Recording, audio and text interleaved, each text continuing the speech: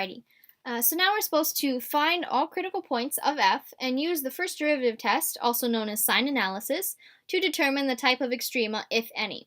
So the given function is x squared over x plus 1.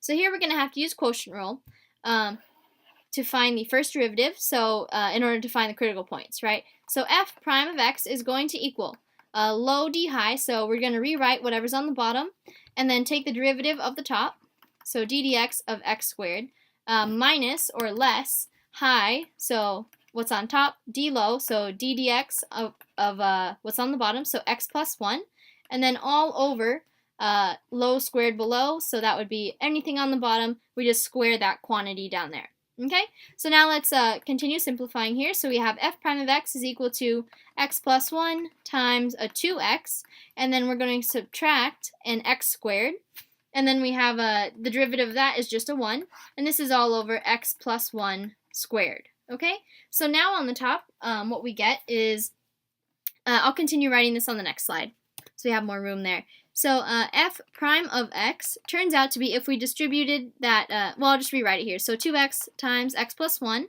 minus x squared, and this is all over x plus 1 squared. So this is a 2x squared plus 2x minus an x squared. Okay, and then this is all over x plus 1 squared. So we can simplify a bit more. So we get f prime of x is equal to a 1x squared plus a 2x over x plus 1 quantity squared. Okay, and we can factor out an x here to make it a little bit easier to see. So x times x plus 2, and then we have an x plus 1 squared on the bottom there. Okay, so now our goal is to find where does our f prime of x, this thing, where does this equal 0, or where does it not exist? Okay, so where it would equal 0 is what makes the top be 0, so that would be at the point x equals 0, or x equals -2, and what would make the bottom be 0 is a -1, okay? So these are our critical points, okay? So critical points. Now, what we have to do now that we've identified and found those critical points is analyze them. We're going to determine what kind of critical points they are and if there are any extrema at them. So we're going to use the handy-dandy sign analysis, also known as first derivative test, as it said in the problem. Okay, so we're going to write down those critical points. So first of all, I'm just going to write our f prime of x, just as a reminder. So f prime of x was equal to x times x plus 2 over x plus 1 squared on the bottom. Okay, so our sign analysis, our number line is going to look like this, and we have f prime of x. That's what we're analyzing. So our critical points were at -2, and then we had a -1, and a 0, okay? All right, so now let's pick easy points. We'll try to pick easy points, right? So for this one, I'm going to pick a -3 for that interval. For this one, I'm just going to pick a -3 over 2, right in between there. This one's going to be a -1/2, and this one's just going to be a +1. So these ones, they're kind of ugly, but we'll just deal with them, okay? So these are the test points, I call them. The test points, the easy test points. So now we're just going to plug all 4 of those into our f prime of x. So f prime of -3 is going to be a -3 and then -3 plus 2 over -3 plus 1 squared. So here, again, it's important to emphasize that we don't really care that much about the value of the number that we get, like how big it is, like -5 as opposed to -1007 or something. We just care about the sign of our final answer, whether it's positive or negative. So here, especially when we have things being multiplied times each other, what I like to do is write in little signs. So the -3 is going to be a negative. This -3 plus 2, that's going to turn out to be a negative.